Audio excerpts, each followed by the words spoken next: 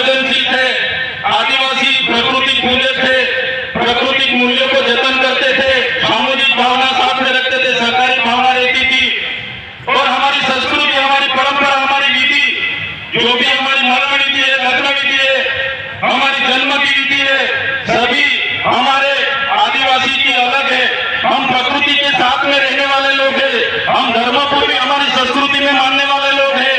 तो आपने देखा होगा, आगे की वक्ताओं ने बताया कि जब भी इस देश में नए नए धर्म आए, वो चाहे हिंदू हो, मुस्लिम हो, सिख हो, ईसाई हो, बौद्ध हो, जैन हो, सभी धर्म आदिवासी के बाद इस धरती पर आए हैं। और हिंदू जैसे धर्म ने तो हमारे समाज में आपको पता होगा कि वर्ण व्यवस्था प्रथा रखी थी कि भाई पहले ब्राह्मण होगा, बाद में क्षत्रिय होगा, वैश्य होगा, शूद्र में हमारे लोगों को माना जाता था।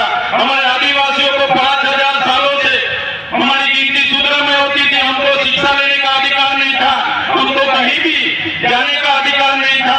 बाद में आपने देखा होगा, इसी हालत में भी देश की आजादी में हमारे कई सारे स्वतंत्र सेनानी लड़े, हमारे क्रांतिकारी लड़े, हमारे पूर्वज लड़े।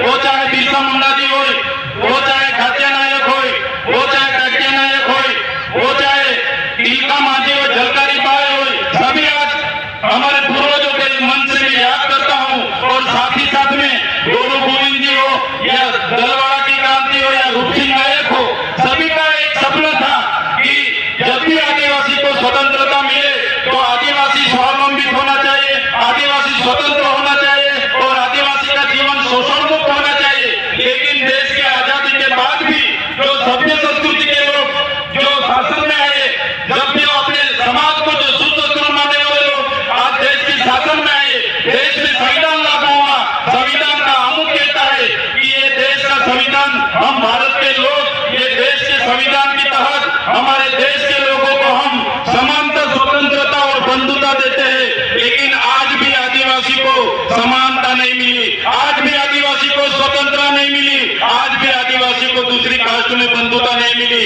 इसलिए हम कहना चाहते हैं, हम कई सारे कार्यक्रम करते हैं और कई सारे मंच पर भी हमारी व्यक्तिगत बात हम रखते आ रहे हैं। आज भी हम इस मंच से रखेंगे, जब तक आदिवासी को स्वायत्त राज नहीं मिलेगा, आदिवासी का अपना स्वतंत्र राज नहीं होगा, तब तक ये सरकारों में आदिवासियों का विकास होने वाला नहीं है।